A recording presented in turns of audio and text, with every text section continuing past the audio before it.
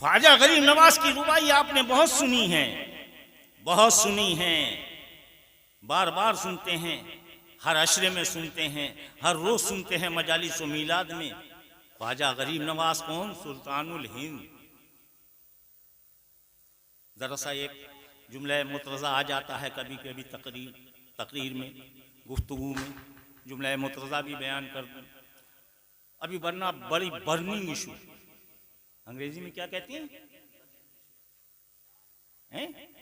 मतलब इतना खतरनाक पहलू अभी कुछ दिन पहले हमारे सामने से गुजरा।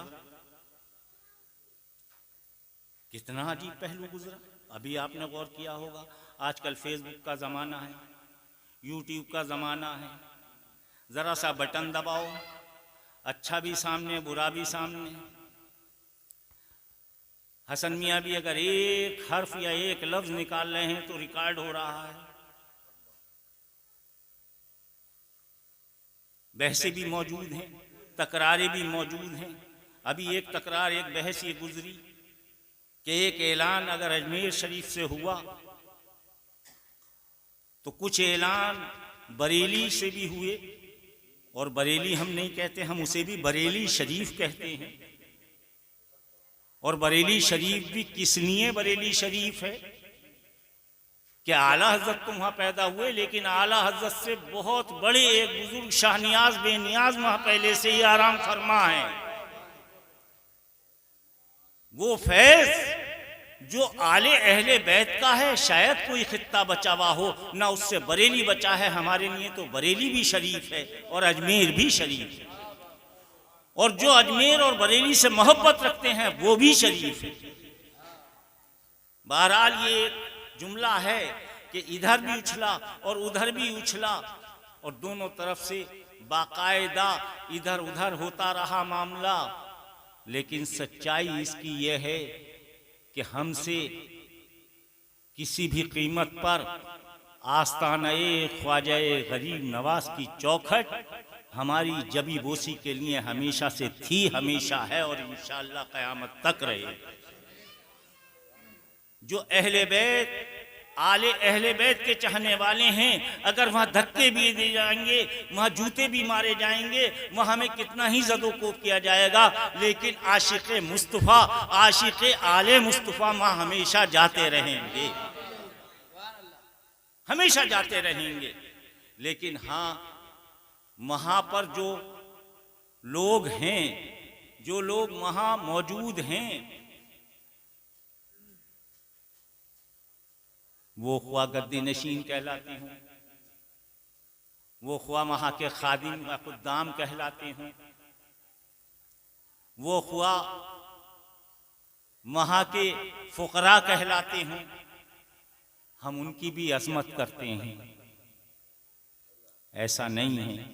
लेकिन हाँ, उन खुद्दामों में कुछ ऐसे खुराफाती खुद्दाम भी पैदा हो जाते हैं, और हैं, उससे भी हम गुजरते हैं कि जब कोई आम इंसान ख्वाजा साहब की चौखट पर जाता है तो वहाँ का कोई कोई खुद्दाम गर्दन पकड़ के, मुंडी रगड़ के और झटके मार के डकैती डालता है। ये एक सच्चाई है। कुर्बान जाइए इस बरेली के कि उन्होंने इस ज़दोकोब को बंद करवाया, और आज के वहां के खादिमों में भी कुछ इस्लाही पहलू आए। ये एक सच्चाई है, और इस सच्चाई को हमें मानना चाहिए कि वहां चाहे मुजाविर कहलाएं, चाहे गद्दी नशीन चाहें, उनका तरीका ये हो गया था। और अगर कोई गरीब आदमी वहां हाजिरी के लिए जाता था और उस पर कुछ नहीं होता था तो उसे गाली बककर ये कहा जाता था कि आया क्या कराने हैं, आया क्यों। इस हद तक बात पहुंची हुई थी। और ये बात मैं किसी की खुशनुदी या नाराजगी नहीं कह रहा, हकीकत है, और ऐसा हुआ है, और मैंने खुद अपनी आंख से देखा है। मैं तो उसका शिकार इसलिए नहीं हो पाया कि अल्लाह का लाख लाख शुक्र है, ख्वाजा साहब का करम है, लेकिन और साथियों के साथ तो ऐसा होता है, और हमारे भाइयों के साथ तो ऐसा होता है, तो उसका दिल दुखता है। ख्वाजा साहब की चौखट उससे नहीं छूटती और ना छूटे। हम वहां के खादिमों को आज ऐसा होना चाहिए था, बड़ी तकलीफ दे। मैं इस वक्त उस उन्वान को आपके सामने ला रहा हूं जिससे लोग बच रहे हैं। और मैं आज इत्तेफाक है कि आ गया, हालांकि मेरा इरादा तो कुछ और ही था, लेकिन चूंकि 5 मिनट की बात ये भी पूरी कर दूं तो ख्वाजा साहब के यहाँ की ये हालात, ख्वाजा गरीब नवाज के यहाँ के ये हालात ना कल किसी से पोशीदा थे ना आज पोशीदा हैं। वहाँ के खुद्दाम हों या वहाँ के गद्दी नशीन हों, मैं सबकी बात नहीं कर रहा, लेकिन बेशतर ज़्यादा तादाद ऐसों की हो गई थी और इस तरह के हालात बन गए थे। ना तो हमने कल ख्वाजा साहब की चौखट पर जब ईसाई करने से रुके, ना आज रुकेंगे, ना क़यामत तक रुकेंगे। हमारी नस्लें जाती रहेंगी, हमारी आल जाती रहेगी, हमारे भाई जाते रहेंगे, सब उस चौखट से जुड़े हुए हैं, जुड़े हुए रहेंगे।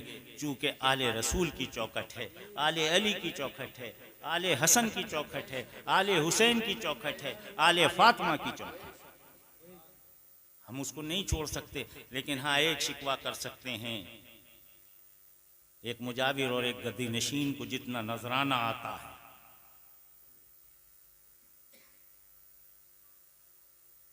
इतना नजराना ये सच्चाई है किसी मौलवी को ना हिंदुस्तान में आया है, ना आ सकता है, ना आएगा। और जो ख्वाजा साहब के नाम पर ख्वाजा साहब के लिए वहां जायरीन देते हैं, इतना नजराना ना हिंदुस्तान किसी दरगाह पे आता है, ना आएगा, ना आ सकता। लेकिन अफसोस एक है कि आप अपने नजराने का कुछ भी इस्तेमाल करें, ख्वाजा गरीब नवाज का जो आस्थाने पर जो नजराना आ रहा है वो तो कहीं आप लोग ऐसे लगा देते कि आज हमें ये फ़ख्र होता। और मैं ये इस्लाही तौर पर हाथ जोड़ के कह रहा हूँ, मैं बहुत छोटा सा इंसान हूँ, बड़े दुखे दिल से कह रहा हूँ, उस नजराने का इस्तेमाल ये होता कि आज सुल्तानुल हिंद के नाम से, ख्वाजा गरीब नवाज के नाम से एक ऐसी यूनिवर्सिटी बनी हुई होती कि जिसके अंदर दीनी तालीम ऐसी होती जैसी मिस्र में होती है, और किसी को मिस्र न जाना पड़ता बल्कि हिंदुस्तान में वो तालीम होती। और जदीद तालीम भी ऐसी होती कि हिंदुस्तान की यूनिवर्सिटियाँ ये कहा करती कि अपने बच्चे को अगर चाहे जदीद तालीम दिलानी हो, चाहे कदीम तालीम दिलानी हो, चाहे इंजीनियर बनाना हो, डॉक्टर बनाना हो, सुल्तानुल हिंद की यूनिवर्सिटी में भेज दो। नारे तकबीर, नारे रिसालत, नारे हैदरी, फैजाने गरीब नवाज, फैजाने गरीब नवाज या वारिस। दूसरी एक बात, उसी यूनिवर्सिटी, उसी कॉलेज में एक ऐसा मेडिकल कॉलेज होता, इतना बड़ा मेडिकल कॉलेज होता कि ऑल इंडिया से भी जो मरीज फेल होता वो सुल्तानुल हिंद के शफा खाने में जाके शफा याब होता। और ये कोई बड़ा काम नहीं था, आज कोई उधर को आंख भी उठाकर नहीं देखता। एक बात और अर्ज कर दूं, जब बात पर बात आई है तो एक बात और अर्ज कर दूं, एक सच्चाई है कि आज हिंदुस्तान में हम मुसलमान जो फख्र के साथ बैठे हुए हैं, मुसलमानों की ये तादाद जो हमारे यहाँ है, हकीकत यह है ये सुल्तानुल हिंद का सदका तुफैल है कि उन्होंने यहाँ के इस्लाम की तबलीग की, इस्लाम की सच्चाई बताई, इस्लाम की रहमतें और बरकतों से लोगों को नवाजा, जोग दर जोग इस्लाम में आते चले गए। चाहे किसी फिरके का मुसलमान हो, हालांकि फ़िरका मुसलमान में नहीं है, मुसलमान तो फ़िरके से दूर रहता है, लेकिन मैं समझाने बतौर कह रहा हूँ कि वो किसी भी मसलक का हो, चाहे किसी भी मशरब का हो, किसी भी मजहब का हो, चाहे उसे कुछ कह लीजिए, अगर मुखालिफ भी है तो वो भी ये कहने के लिए तैयार है कि सुल्तानुल हिंद का हम पर बहुत बड़ा एहसान है। और हकीकत में जो इस्लाम फैला है वो खानकाहों से फैला है, और उस खानकाहों में सबसे बड़ी खानका सुल्तानुल हिंद की खानका। लेकिन ये बात जब हम कहते हैं तो फ़ख्र हो जाता है, लेकिन अफसोस ये है, अफसोस ये है, और अफसोस का मकाम ये आ जाता है कि आज हमें ये भी कहना पड़ रहा है कि आज अगर इस्लाम को सबसे ज्यादा नुकसान कहीं से पहुंच रहा है तो वो खानकाहों से ही पहुंच रहा है। ये भी एक सच्चाई है कि खानकाहों से जहां से खिदमतें होती थी, जहां से इंकिसारी होती थी, आज वहां से वो फैज़ नहीं मिल रहा। ना किसी से कुछ बिगड़ा है। देखिए, खानकाहों ने इस्लाम दिया है और आज हम खानकाहों वाले से हाथ जोड़ के ये कहते हैं कि वही काम जो हमारे बुजुर्गों ने किया है, हम अपनी तमाम बातों को छोड़कर एक जगह इकट्ठे होकर वही खिदमत करना शुरू कर दें कौम की। इंशाअल्लाह कल भी हम एक हैसियत रखते थे और आने वाले कल को भी एक हैसियत रखेंगे। आज को हम भूल जाएंगे। ये एक जुमला मुतरदा था, मैंने अर्ज कर दिया कि सच्चाई ये है कि अगर खानकाहों से हम ये मानते हैं कि इस्लाम फैला है तो ये भी मानना पड़ेगा कि आज इस्लाम में जो कमजोरियां पैदा हो रही हैं वो भी खानकाहों से ही हो रही। अब दूसरी तरफ अगर उठा के देखिए, एक तरफ का मामला आ गया। अब आप कहेंगे ख्वाजा साहब की बात हो गई, बरेली की बात नहीं हो रही, बरेली शरीफ की बात होना चाहिए। देखिए, मैं बहुत बावाज़े बुलंद एक बात कह रहा हूँ कि आला हज़रत का मकाम कोई ज़रा सा भी बढ़ाना चाहे तो बढ़ नहीं सकता और ज़रा सा भी कोई घटाना चाहे तो घट नहीं सकता। वो एक बेहतरीन आलिम थे, अपने वक्त के एक बड़े आलिम थे, इसीलिए लोग उन्हें हज़रत और आला हज़रत के खिताब से आज तक याद करते। वो एक अपने वक्त के बेहतरीन जय्यद आलिम थे और सिर्फ आलिम ही नहीं थे, बेहतरीन सूफी भी थे, बेहतरीन सूफी भी थे। उन्होंने वो नहीं किया जो आज उनके चाहने वाले कर रहे हैं। उन्होंने वो दर्श नहीं दिया। उन्होंने हमेशा ये कहा कि ख्वाजा साहब की चौखट वो है जहां से मैं भी फैज़याब हूं और जो वहां पहुंचेगा वो भी फैज़याब हो। उन्हें वो फैजान उस चौखट से मिला था, वो इसका एतराफ करते थे। लेकिन आज उनका नाम लेने के बाद बरगनाने वाले, तो एक तरफ अगर वो नजराना गलत इस्तेमाल हो रहा है तो आज आला हजरत का नाम लेकर जो चंदे किए जा रहे हैं और जो धंधे किए जा रहे हैं और उसमें ज़कात पर जो डकैती डाली गई है वो भी कम नहीं है।